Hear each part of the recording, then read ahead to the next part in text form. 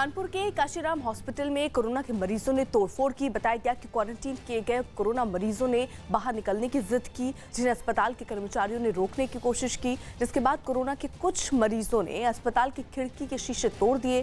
साथ ही कोरोना के 2 मरीजों ने भागने की कोशिश भी की, जिन्हें अस्पताल के कर्मचारियों ने पकड़ लिया। बताया गया कि जिस दौरान कोरोना के मरीजों ने अस्पताल में तोड़फोड़ की, वहां ड्यूटी पर तैनात पुलिसकर्मी नदारद थे। कानपुर के काशीराम अस्पताल के कोरोना के करीब 65 मरीज वहां भर्ती हैं, जबकि 38 मरीज तबलीगी जमात से जुड़े हुए हैं, जो पश्चिम बंगाल और झारखंड के रहने वाले हैं। 2 मरीज जो हालांकि भाग रहे थे, उनको पकड़ लिया गया। ये मरीज जिन्हें निकलने नहीं दिया जा रहा था, इन्होंने यहाँ पर तोड़फोड़ की और ये भी आरोप लग रहे हैं कि अस्पताल में जो पुलिस वाले होने चाहिए, जिनकी ड्यूटी थी, वो भी उस वक्त वहाँ मौजूद नहीं थे, इसलिए कुछ लोग भागने की भी कोशिश करते हुए वहाँ से नजर आए। दरअसल आपको बता दें, ये लोग अस्पताल के कर्मचारियों ने उन्हें रोकने की कोशिश की, जिसके बाद कोरोना के कुछ मरीजों ने अस्पताल की खिड़की के शीशे भी तोड़ दिए।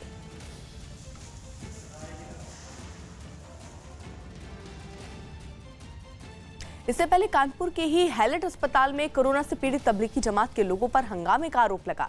तबलीग से जुड़े लोगों पर मेडिकल स्टाफ से मारपीट और खाने में नॉनवेज मांगने का आरोप लगा, जिसके बाद हैलेट अस्पताल की प्रिंसिपल ने प्रशासन से तबलीगी जमात से जुड़े लोगों की शिकायत की। अस्पताल प्रशासन ने अधिकारियों को बताया कि अगर तबलीग से जुड़े लोग मेडिकल स्टाफ के साथ मारपीट करेंगे तो उनका इलाज कैसे हो पाएगा।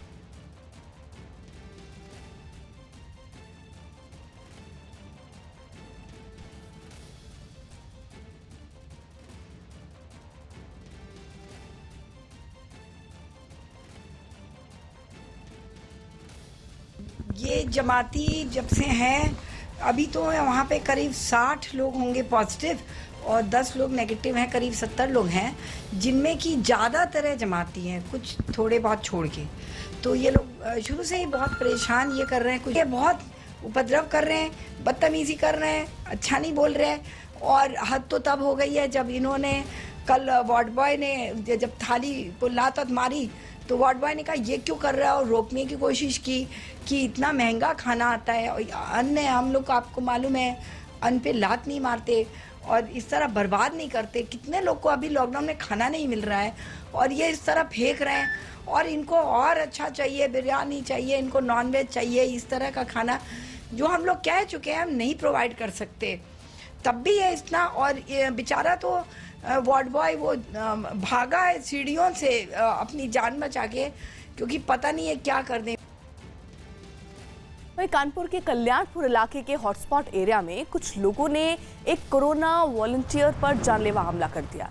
पीड़ित का आरोप है कि वहां मौजूद कुछ लोगों को एक साथ खड़ा देखकर उन्हें सोशल डिस्टेंसिंग का नियम का पालन करने को कहा गया, जिसके बाद उन लोगों ने जोरदार हथियारों के साथ हमला कर दिया। हमले में कोरोना वॉलंटियर अनस बुरी तरह से घायल हो गया। यही नहीं, बीच बचाव करने गए अनस के पिता भी हमले के शिकार हुए। वहाँ पर कुछ लोग हैं जो बात मानने को तैयार नहीं होते हैं, तो आज मेरे भाई ने उनको समझाने की कोशिश करी कि आप लोग थोड़ा सा सोशल डिस्टेंसिंग का वो रखिए, जिससे कि लोग और परेशान ना हो।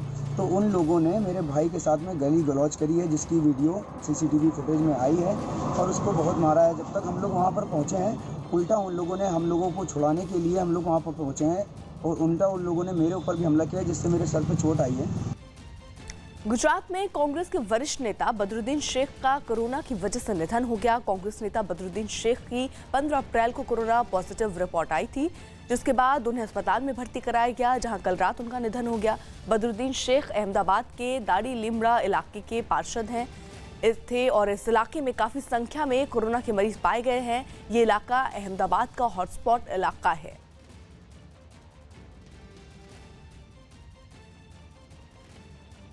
जनक हमारे सहयोगी इस वक्त जुड़ चुके हैं। जनक, ये बेहद दुखद कि अब कांग्रेस के जो नेता हैं उनका भी निधन हो गया।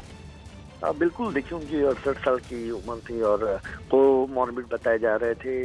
9 अप्रैल से जब से उनको अस्पताल में भर्ती किया, उसके बाद लगातार उनकी हालत गिरती जा रही थी, उनको वेंटिलेटर पर रखा गया था और उसके बाद डायबिटीज़ और हाइपरटेंशन और ब्लड प्रेशर की बीमारी के चलते जो दवाइयाँ थी वो भी रिस्पॉन्ड नहीं कर रही थी। तो लगातार उनकी सेहत सुधरने की जगह पर उनकी सेहत खराब होती जा रही थी। वहीं जो इमरान खेड़ा वाला है वो जो भर्ती किए गए हैं उनकी सेहत लगातार सुधरती जा रही थी। तो ये देखिए कैसी स्थिति है, जब कोमॉर्बिड जब स्थिति होती है तो बॉडी जब रिस्पॉन्ड नहीं करती तो इस तरीके से स्थिति भी पैदा होती है। तो कुल मिलाकर कहें तो कल देर शाम रात को तकरीबन 9:30-10 बजे के आसपास उन्होंने SUP अस्पताल है उस अस्पताल में वेंटिलेटर पर थे, उसके बाद ही उन्होंने आखिरी सांस ली थी। अर्पिता,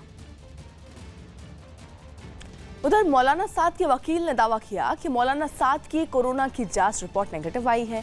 वहीं दिल्ली पुलिस के मुताबिक अब तक मौलाना साद ने क्राइम ब्रांच को कोरोना टेस्ट की रिपोर्ट नहीं सौंपी है। पुलिस के अधिकारियों का कहना है कि सरकारी अस्पताल की जांच रिपोर्ट की कॉपी मिलने के बाद मौलाना साद से पूछताछ की तैयारी शुरू करेंगे।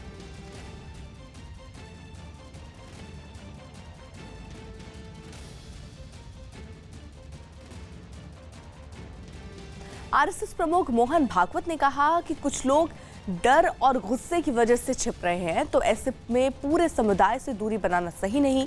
उन्होंने भड़काने वाले लोगों से सावधान करते हुए कहा कि देश के सभी 130 करोड़ लोग भाई बंधु हैं।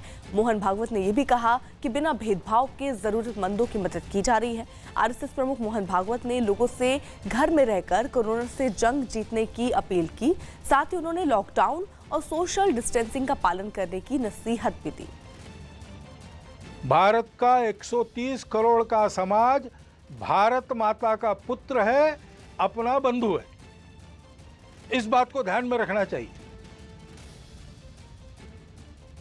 भय और क्रोध दोनों तरफ से नहीं करना चाहिए और जो जो अपने अपने समूह के समझदार लोग हैं, नेतृत्व करने वाले लोग हैं, उन्होंने इससे अपने समूह को बचाना चाहिए। और ऐसे भय या क्रोधवश होने वाले कृत्यों में हम लोग नहीं है, हम लोगों को नहीं रहना चाहिए। ये अपने अपने समाज को सिखाना चाहिए। लोगों को भय लगता है कि हमको क्वारंटाइन में डाल दे, जो छुपने का प्रयास करते हैं। लोगों को कुछ नियमों में बांध दिया तो लोगों की ऐसी भावना होती है कि हम पर कुछ प्रतिबंध ला रहे हैं। अब संघ ने अपने और मार्च में ही तय करके जून आखिर तक सारे कार्यक्रम बंद कर दिए। लेकिन किसी किसी को लग भी सकता है कि सरकार हमारे कार्यक्रमों पर प्रतिबंध कर रही इस निमित्त, और भड़काने वाले लोगों की कमी नहीं है। उसके कारण क्रोध पैदा होता है, क्रोध के कारण अविवेक होता है, फिर अतिवादी कृत्य होते हैं। हम जानते हैं कि इसका लाभ लेने वाली ताकत है और वो प्रयासरत है। महाराष्ट्र में कोरोना के मरीजों की संख्या 8000 से ज्यादा हो गई है। पिछले 24 घंटों में कोरोना के 440 नए मामले सामने आए और यही नहीं, पिछले 24 घंटों में कोरोना से 19 मरीजों की मौत भी हुई, जबकि 112 लोगों को इलाज के बाद घर भेज दिया गया। महाराष्ट्र में अब तक कुल 1188 मरीज जो हैं वो ठीक होकर घर भी जा चुके हैं, लेकिन जो संख्या बढ़ रही है वो अब बढ़ती हुई नजर आ रही है। अगर कुल आंकड़े को देखें महाराष्ट्र में तो 8000 से ज्यादा यहां कोरोना के मरीज हो गए हैं। पिछले 24 घंटे में कोरोना के 440 यहां पर नए मरीज सामने आए और 24 घंटे में कोरोना से 19 लोगों की मौत भी हुई है, जबकि 112 लोगों को इलाज के बाद ठीक भी किया गया और उन्हें घर भी भेजा गया। कोरोना से निपटने के कदमों पर केंद्र सरकार ने सुप्रीम कोर्ट में हलफनामा दाखिल किया। सुप्रीम कोर्ट में केंद्र सरकार ने कहा कि कोरोना से निपटने में भारत दूसरे देशों से बेहतर काम कर रहा है। हलफनामे में लिखा गया कि हालात से निपटने के लिए गृह मंत्रालय में एक कंट्रोल रूम बनाया गया जो 24 घंटे काम करता है और इसकी निगरानी खुद गृह मंत्री अमित शाह करते हैं। केंद्र सरकार के हलफनामे में ये भी बताया गया कि एक राज्य से दूसरे राज्यों की तरफ पलायन कर रहे मजदूरों को रास्ते में ही रोक कर रखा गया, जिसके बाद राहत शिविरों में करीब 5 लाख लोग रह रहे हैं। सरकार की तरफ से ये भी कहा गया कि कोरोना की बीमारी की रोकने के लिए लॉकडाउन करना जरूरी है। आगरा में लॉकडाउन के नियम का पालन कराने में लगी पुलिस पर हमला किया गया। बताया गया कि आगरा के एतमाउद्दौला इलाके में जब पुलिस गश्त कर रही थी तभी वहां कुछ लड़के भीड़ लगाकर खड़े हो गए। इसके बाद पुलिस ने जब सभी को घरों में जाने की नसीहत दी तो पुलिस वालों पर पथराव शुरू कर दिया। पथराव में एक सब इंस्पेक्टर घायल हो गया। पुलिस ने इस मामले में 2 लोगों को गिरफ्तार करने का दावा किया है।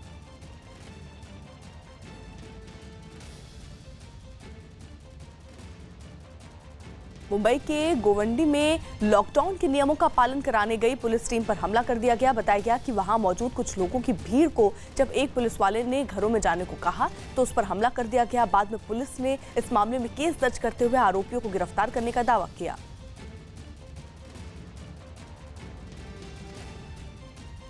राजस्थान के जोधपुर में लॉकडाउन में ड्यूटी के बीच एक पुलिस वाले ने अपने साथी पुलिस वाले के बाल काटे। पुलिस के अधिकारियों के मुताबिक पिछले कई दिनों से लगातार लॉकडाउन में ड्यूटी कर रहे पुलिस के जवान भी कई तरह की परेशानी से जूझ रहे हैं। ऐसे में एक पुलिस वाले के बाल बढ़ जाने के बाद उनके ही एक साथी ने बालों की कटिंग की।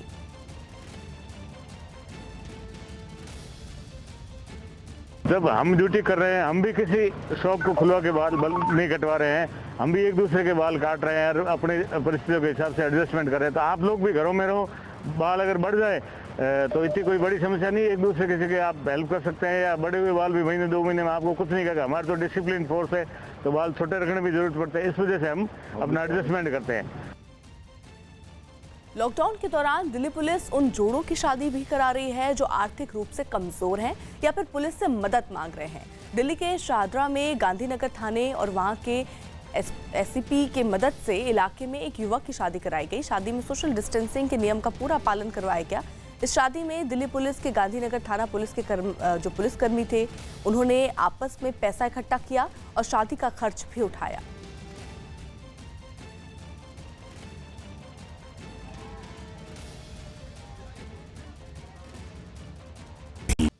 इस वक्त कोरोना महामारी के साथ पूरी दुनिया की अर्थव्यवस्था पर एक बड़ा खतरा मंडरा रहा है।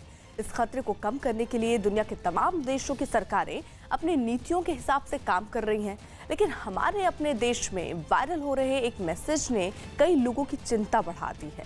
वायरल मैसेज में दावा किया जा रहा है कि सरकार ने कोरोना वायरस की वजह से पेंशन का एक बड़ा हिस्सा काटने की तैयारी की है।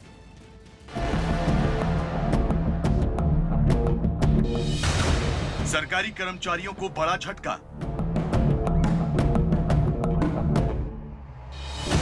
पेंशन में कटौती करेगी सरकार। अर्थव्यवस्था को उबारने के लिए पेंशन में कटौती। दुनिया के ज्यादातर देश इस वक्त कोरोना वायरस के कहर से जूझ रहे हैं। दिन ब दिन जहां इस वायरस की वजह से मरीजों की तादाद बढ़ रही है, तो वहीं इससे होने वाली मौत का आंकड़ा भी भयावह होता जा रहा है। यही वजह है कि भारत समेत दूसरे देशों में भी लोग लॉकडाउन में जिंदगी गुजारने को मजबूर हैं। कोरोना वायरस की वजह से सामने आए इन्हीं हालात ने दुनिया भर के विकसित देशों की अर्थव्यवस्था को भी चौपट कर दिया है। लिहाजा इस वैश्विक संकट से निपटने के लिए सरकारें अपने अपने तरीके से काम कर रही हैं।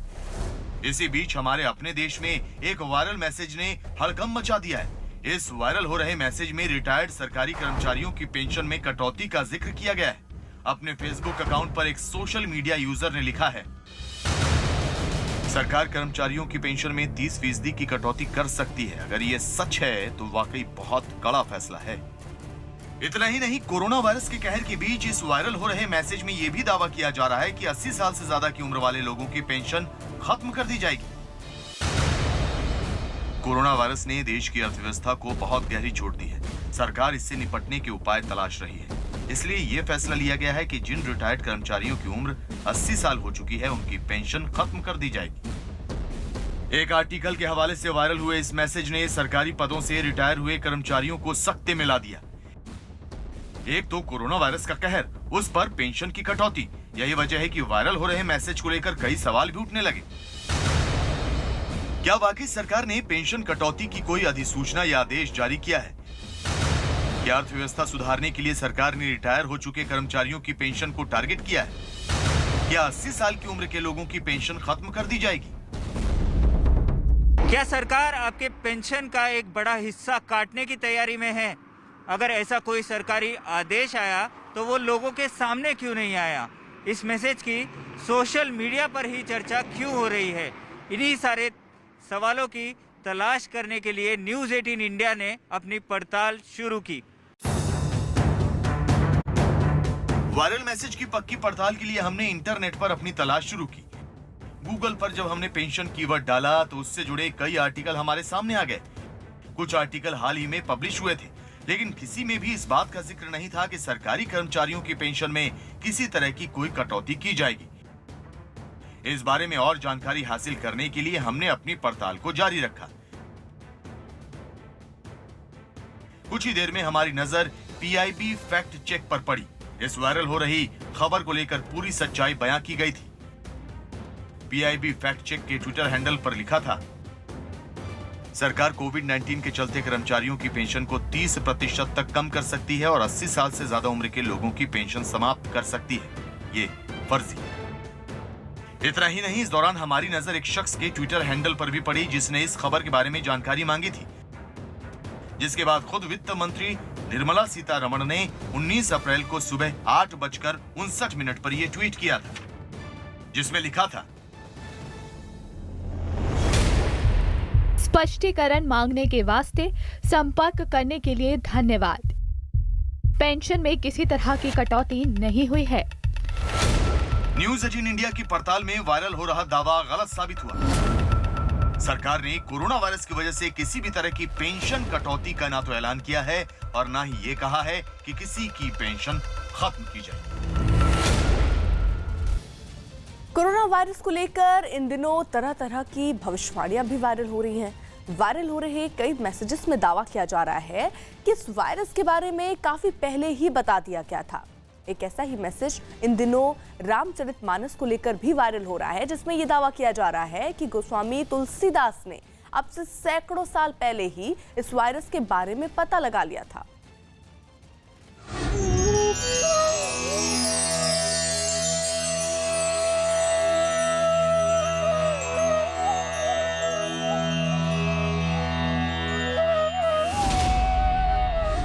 सैकड़ों साल पहले की एक भविष्यवाणी।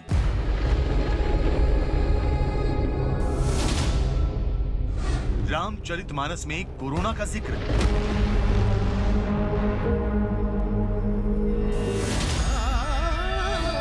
तुलसीदास ने की थी कोरोना की भविष्यवाणी।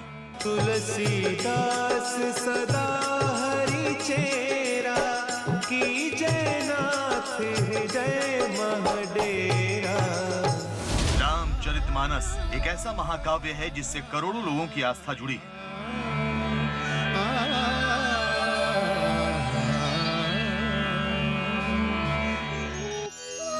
सनातन संस्कृति के आराध्य राम के जीवन से जुड़ा ये एक ऐसा आध्यात्मिक ग्रंथ है जिसमें तुलसीदास ने दोहों और चौपाइयों के जरिए श्री राम के जीवन को उकेरा है।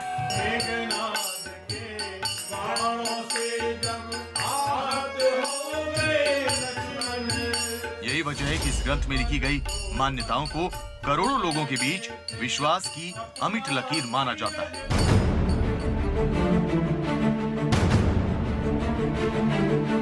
इस वक्त पूरी दुनिया जब कोरोना वायरस की महामारी से जूझ रही है, तो इसी ग्रंथ से निकली एक चौपाई और दोहे ने लोगों का ध्यान अपनी ओर खींचा है। दावा किया जा रहा है कि अब से सैकड़ों साल पहले ही तुलसीदास ने रामचरितमानस में कोरोना वायरस को लेकर दुनिया को आगाह कर दिया था। फेसबुक और ट्विटर जैसे सोशल मीडिया ऐप पर आजकल एक मैसेज बहुत वायरल है, जिसमें रामचरितमानस के 538वें अध्याय के दोहे और चौपाई को हाईलाइट कर इस भविष्यवाणी के बारे में बताया जा रहा है।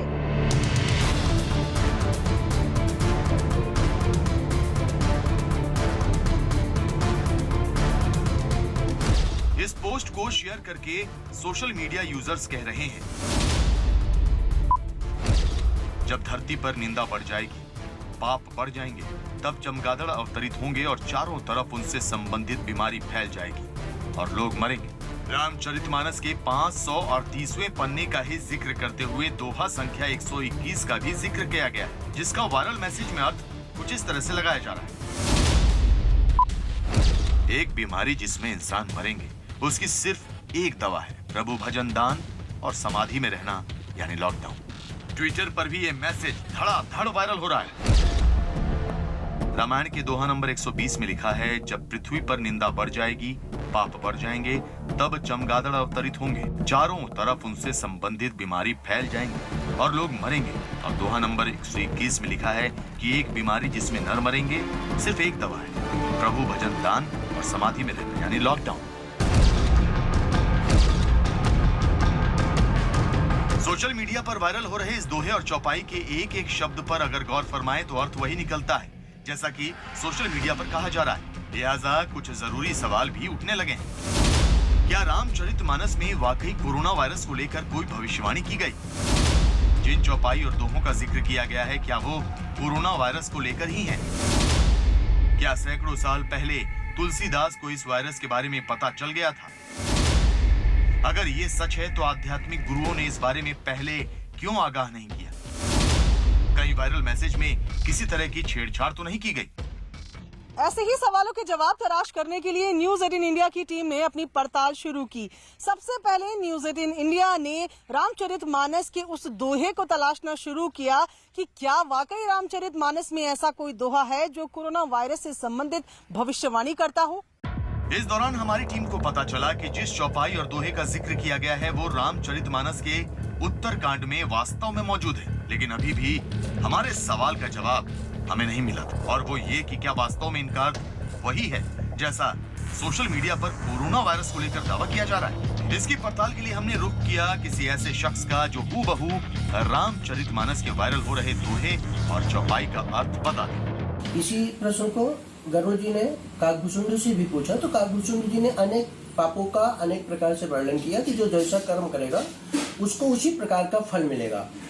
तो उन्होंने कहा कि चमगादड़ ही क्यों होगा, तो चमगादड़ पे उन्होंने कहा कि व्यक्ति जब दूसरे की निंदा करता है तो उसको नीचे गिराता है लोगों की निगाह में, लोगों की दृष्टि में, लोगों के विचार में जब उसको नीचे गिराता है, इसीलिए वह चमगादड़ होता है। क्योंकि चमगादड़ हमेशा अपना नीचे ही सर करके देखते रहते हैं, पेड़ में उल्टा लटकते हैं। यानी सोशल मीडिया पर वायरल हो रहा दावा गलत है।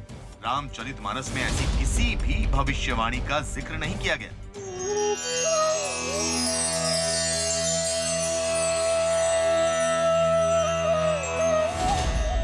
जो चौपाई वायरल हो रही है, सबके निंदा जे जड़ करही, ते चमगादुर होई अवतरही, सुनहु तात अब मानस रोगा, जिन्हें ते दुख पावही सब लोग। भावार्थ, जो मूर्ख मनुष्य हर किसी की निंदा करते हैं वो चमगादड़ होकर जन्म लेते हैं। हे तात अब मानस रोग सुनिए, जिनसे सब लोग दुख पाया करते हैं। आत्मा की निंदा करने वाला उल्लूक जन्म को प्राप्त करेगा। इसी तारतम्य में उन्होंने 20वें दोहा में जो इन सभी की निंदा करता है चमगादड़ जन्म लेगा।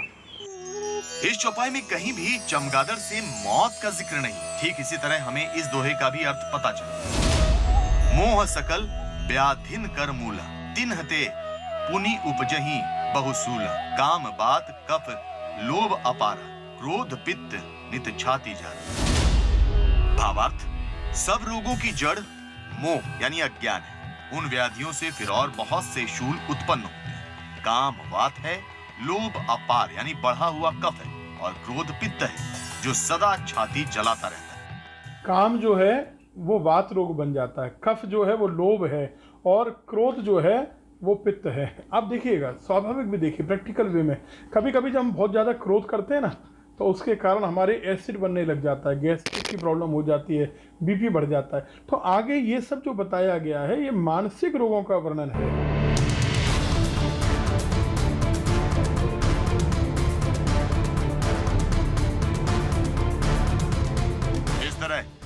न्यूज 18 इंडिया की पड़ताल में वायरल हो रहा दावा गलत है। रामचरितमानस में कोरोना वायरस को लेकर किसी भी तरह की भविष्यवाणी नहीं की गई। यूपी के देवरिया में लॉकडाउन के बीच मामूली विवाद में दो पक्षों में जमकर मारपीट हुई। बताया गया कि वहां एक पक्ष के लोगों की बकरी ने दूसरे पक्ष के एक शख्स के घर में घुसकर आटा खा लिया। इसके बाद पहले तो दोनों पक्षों में कहासुनी हुई और इसके बाद जमकर लाठी डंडे चले। घटना का वीडियो सामने आने के बाद पुलिस ने दोनों पक्षों के कई लोगों को गिरफ्तार कर लिया।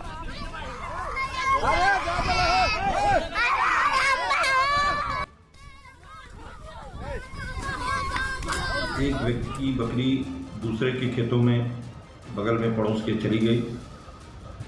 इस पर दोनों पड़ोसियों में आपस में झगड़ा हुआ और इन दोनों पड़ोसियों में आपस में फौजदारी हुई।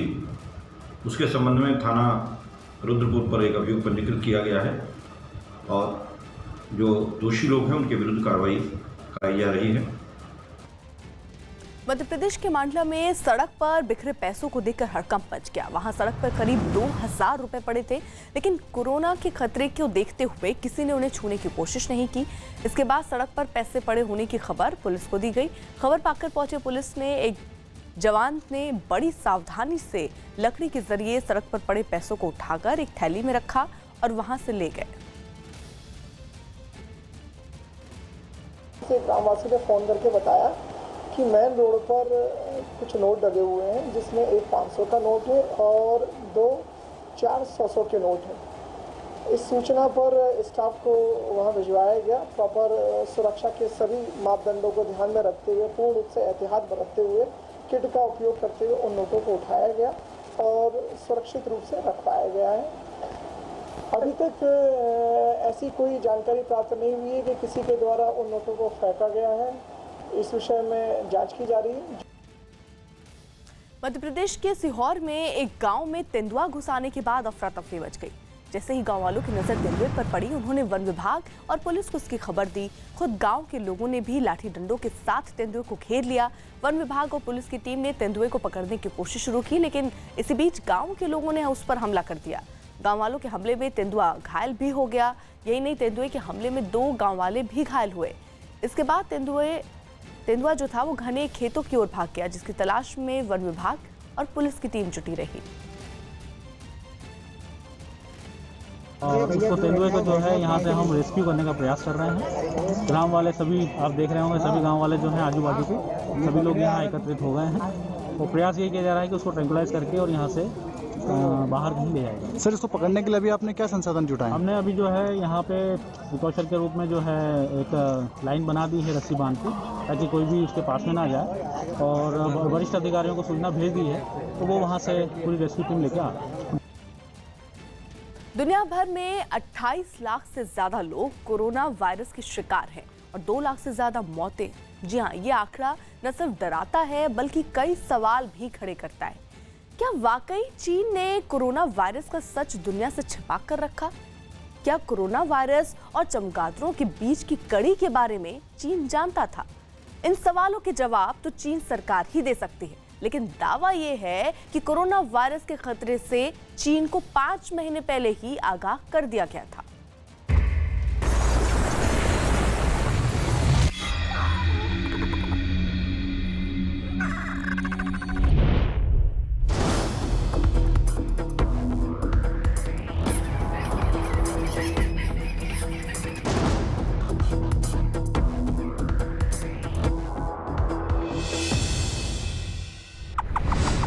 चालबाज चीन की खतरनाक चाल।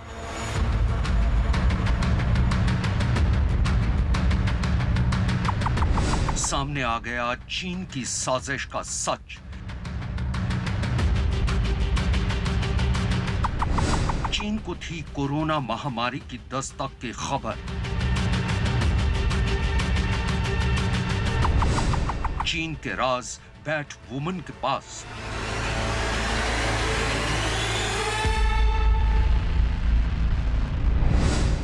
खबर चौंकाने वाली है, क्योंकि अभी तक अमेरिका पर यह आरोप लग रहा था कि उसकी खुफिया एजेंसियों को इस बात का इल्म था कि दुनिया पर कोरोना बम कभी भी फूट सकता है। लेकिन अब एक वेबसाइट के मुताबिक अमेरिका नहीं बल्कि चीन के पास पुख्ता जानकारी थी कि उसकी सरजमी पर कोरोना वायरस पनप रहा है और वो किसी वक्त भी एक महामारी की शक्ल अख्तियार कर सकता है। और चीन सरकार को यह जानकारी किसी और ने नहीं बल्कि उसके ही देश की एक महिला रिसर्च साइंटिस्ट ने आज से 5 महीने पहले दे दी थी।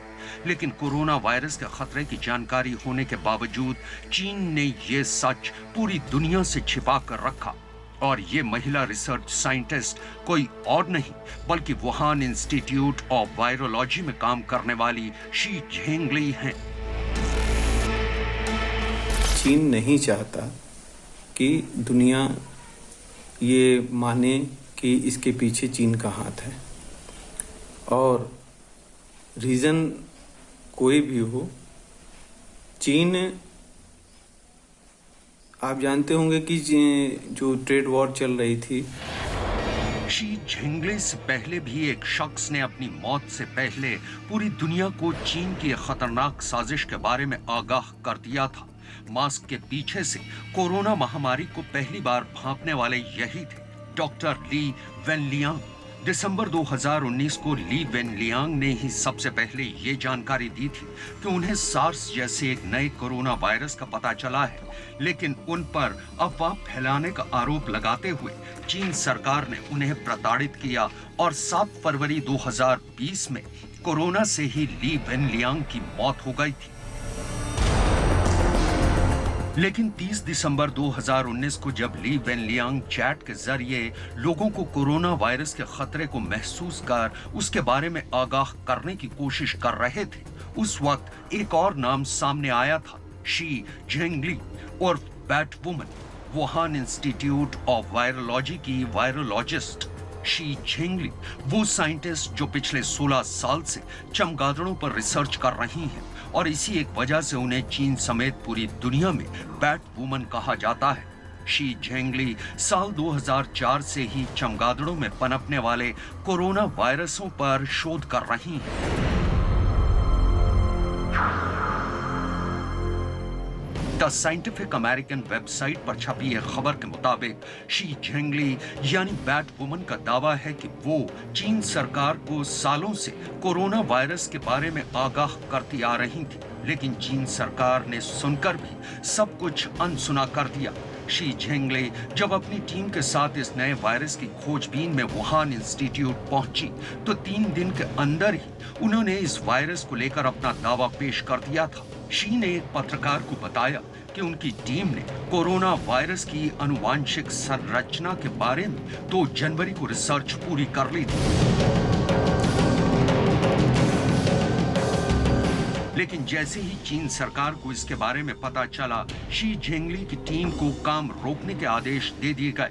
साथ ही सख्ती के साथ ये बोला गया कि इस रिसर्च से जुड़ी कोई भी जानकारी किसी से साझा न की जाए। इतना ही नहीं, सभी नमूनों को भी नष्ट कर दिया गया, ये कहकर कि उनकी तमाम जानकारियां गलत हैं और लोगों में डर पैदा कर सकती हैं। इसके बाद 8 डॉक्टरों को गिरफ्तार भी किया गया था।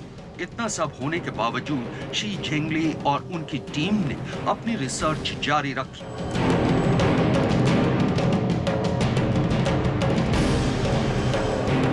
एक भारतीय वेबसाइट के मुताबिक 14 जनवरी 2020 को शी झिंगली ने यह दावा किया था कि कोरोना वायरस इंसानों को भी संक्रमित कर सकता है, लेकिन कमाल देखिए, उसी दिन यानी 14 जनवरी 2020 को WHO यानी विश्व स्वास्थ्य संगठन ने चीन सरकार का पक्ष लेते हुए एक ट्वीट किया था। चीनी अधिकारियों द्वारा की गई शुरुआती जांच में कोरोना वायरस के इंसान से इंसान में फैलने के कोई स्पष्ट प्रमाण नहीं मिले हैं। WHO का ये ट्वीट 14 जनवरी 2020 को 4:48 पर किया गया था। इस ट्वीट और शी झिंगली के दावे में जमीन आसमान का अंतर था, लेकिन चीन ने शी झिंगली के दावे को सही समय पर दुनिया तक पहुंचने ही नहीं दिया। ऊपर से WHO ने भी अपने ट्वीट से शी को झूठा साबित करार करने की पूरी कोशिश की।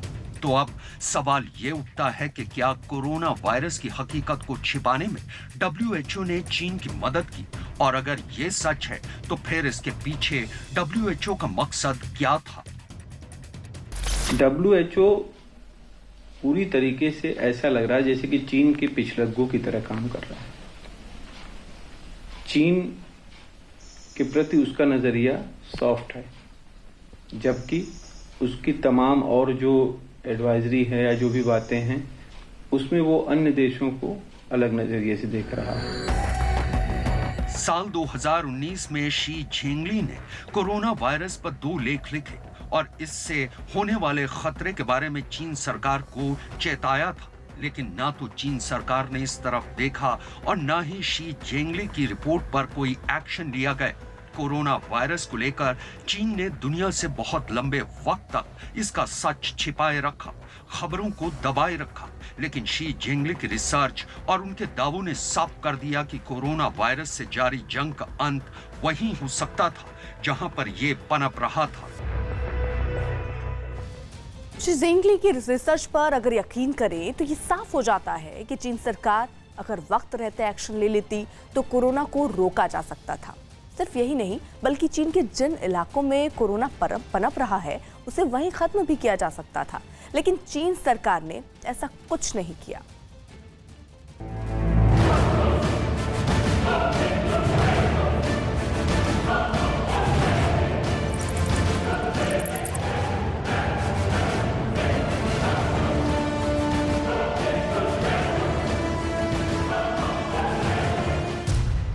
नाम शी जिंगली, उम्र 55 साल, पेशा वुहान इंस्टीट्यूट ऑफ वायरोलॉजी में वायरोलॉजिस्ट। जैसे जैसे दुनिया के सामने कोरोना वायरस के राज परत दर परत खुलते जा रहे हैं, वैसे वैसे एक के बाद एक सनसनीखेज खबरें भी बाहर आती जा रही हैं। कोरोना के राज में एक और नाम जुड़ चुका है और वो नाम है वुहान इंस्टीट्यूट ऑफ वायरोलॉजी में काम करने वाली एक महिला साइंटिस्ट शी जिंगली का।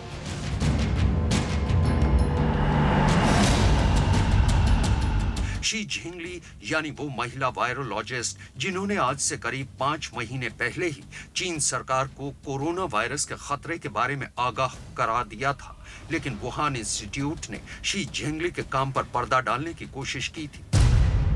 द साइंटिफिक अमेरिकन में छपी खबर के मुताबिक वुहान इंस्टीट्यूट ऑफ वायरोलॉजी के डायरेक्टर यान यी वांग ने शी जिंगली को कोरोना वायरस पर उनके शोध को रोक देने की ताकीद दी थी।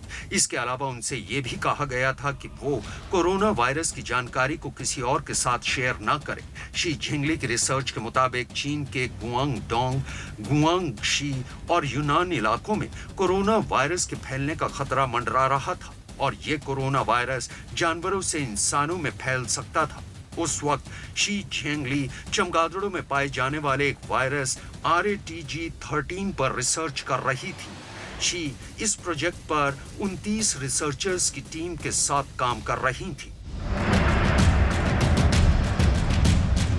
शी जिंगली को बैट वुमन भी कहा जाता है और वो इसलिए क्योंकि वो पिछले 16 साल से चमगादड़ों पर रिसर्च कर रही हैं। शी जिंगली ने हॉर्स शू बैट्स यानी हॉर्स शू प्रजाति के चमगादड़ों पर एक लंबे वक्त तक शोध किया है और उस शोध के बाद ही वो इस नतीजे पर पहुंची थी कि हॉर्स शू चमगादड़ ही कोरोना वायरस के पनपने की असली वजह है। शी जिंगली के मुताबिक हॉर्स शू प्रजाति के चमगादड़ों में कोरोना वायरस पनपता है। ये वायरस इंसानों को संक्रमित कर सकता है। सार्स वायरस भी हॉर्स शू चमगादड़ों की वजह से ही फैला था। हॉर्स शू चमगादड़ों की वजह से सार्स जैसे 45 और वायरस पनप सकते हैं। शी जिंगली की रिसर्च इसलिए भी मान्य है क्योंकि साल 1994 में ऑस्ट्रेलिया में हेंड्रा वायरस घोड़ों से इंसानों में फैला था। इसके अलावा साल 1998 में मलेशिया में निपाह वायरस सुअरों से इंसानों में फैला था। चीन की साइंटिस्ट शी जिंगली कह रहे हैं कि वहां पर जो चमगादड़ों से ये बात उठी कोरोना वायरस की, ये बात दरअसल उसका रीज़न ये है कि चीन नहीं चाहता कि दुनिया ये माने कि इसके पीछे चीन का हाथ है। एक भारतीय वेबसाइट पर छपे रिपोर्ट के मुताबिक शी जिंगली से जुड़ी एक और बात ने दुनिया को चौंकाया और वो ये कि अक्टूबर 2015 में शी की टीम ने चीन के यूनान की राजधानी कुनमिंग के पास बनी शीतो गुफा के आसपास के 4 गांवों में रहने वाले 200 से ज्यादा लोगों के ब्लड सैंपल इकट्ठा किए थे। गांव वालों के खून के नमूनों में शी ने पाया कि करीब 6 लोगों में सार्स और कोरोना वायरस से लड़ने के लिए एंटीबॉडीज पहले से ही मौजूद थी, जबकि इन लोगों का कभी भी वन्य जीवन से कोई नाता नहीं रहा और इनके अंदर निमोनिया या सार्स जैसे लक्षण भी नहीं थे। लेकिन इन सभी ने अपने चारों ओर गांव में चमगादड़ों को उड़ते देखा था। शी झिंगली और उनकी टीम ने ही इस बात का पता लगाया था कि सार्स वायरस चमगादड़ों की वजह से पैदा होता है। सार्स वायरस भी साल 2002 में चीन से ही दुनिया के 33 देशों में फैला था। उस वक्त सार्स वायरस की वजह से 800 लोगों की मौत हुई थी। लेकिन शी झिंगली को लेकर दुनिया भर में छप रही खबरों पर यकीन करें तो यही हकीकत सामने आ रही है कि कोरोना वायरस को लेकर चीन ने पूरी दुनिया से झूठ बोला और कोरोना वायरस के खतरे को छिपा कर रखा। इसके पीछे चीन का क्या मकसद है, ये सच भी एक दिन जरूर सामने आ ही जाएगा।